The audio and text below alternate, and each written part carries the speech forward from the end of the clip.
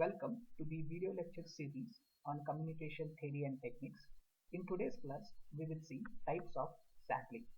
But before moving to the types of sampling, we will go through the concept on sampling which we have covered in the previous lectures.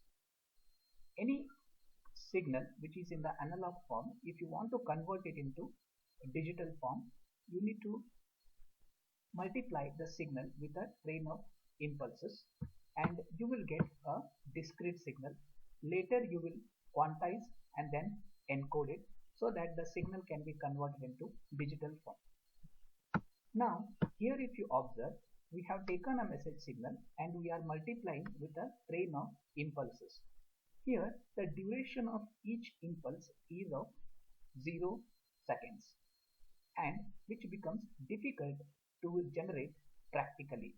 So the solution for this is to apply the input message signal and multiply the input message signal with a train of pulses or a rectangular pulses which have certain width of certain duration. So that thing we will be seeing in the natural sampling concept. So there are two types of sampling. One is natural sampling and second one is flat-top sampling. So we will see first what is natural sampling. As I told you in the previous lecture, we used to take a message signal and we used to multiply with a train of impulses. The train of impulses have a 0 width duration, so which is practically difficult to generate.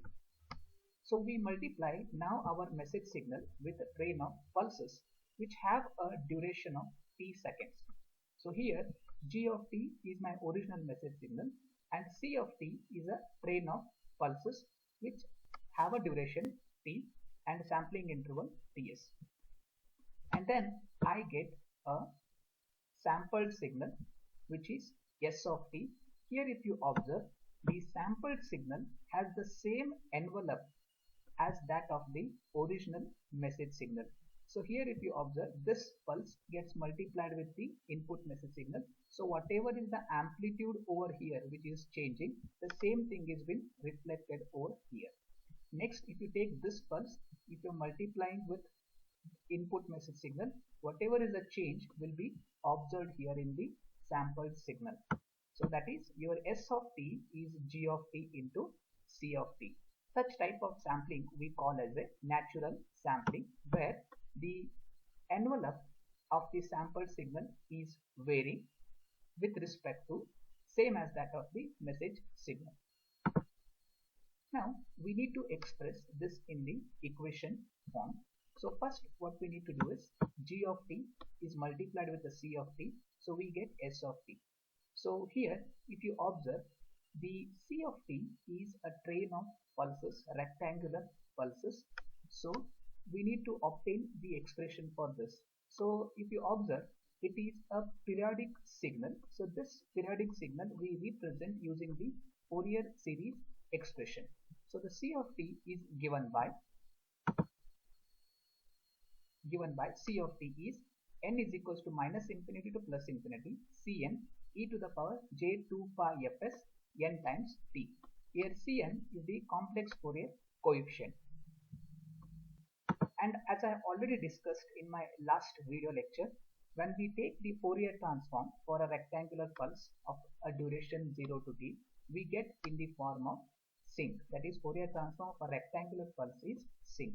So same thing when we apply over here, and when we find the coefficient value, it becomes a t fs sinc nfst. A is basically the amplitude of the pulse over here. So we got the value for Cn. So substitute ATFS sinc NFST in this formula. So we got the expression for C of t. So the C of t is ATFS sinc NFST into e to the power j pi fs nt, which is a Fourier series expression.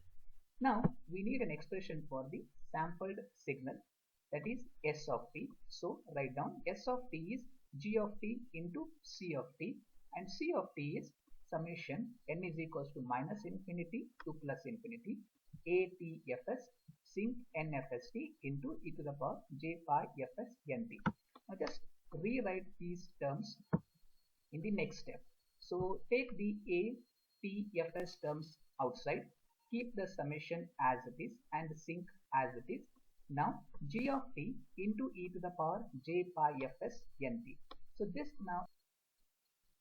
So this expression, now we need to convert it in the frequency domain by taking its Fourier transform. So S of t Fourier transform is S of f, a t fs as it is, summation n is equals to minus infinity to plus infinity as it is, sinc n fst as it is. Now apply the Fourier transform for this signal. So we already know that the Fourier transform of e to the power j 2 pi fs nt is delta of f minus n times fs if the amplitude is 1. But now the e to the power j 2 pi fs nt is getting multiplied with g of t. Okay, so you will observe the signal which is getting multiplied with g of t. Then you will get the expression in the form of g of f minus n times fs. So instead of delta, now you got the signal getting multiplied with del g of t.